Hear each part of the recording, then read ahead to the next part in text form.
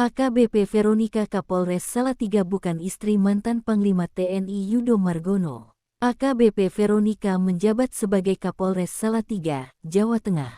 Ia menggantikan AKBP Aryuni Novitasari. Sebelumnya, Veronica bertugas sebagai Kabak Bin Opsnal Ditbinmas Polda Jawa Tengah.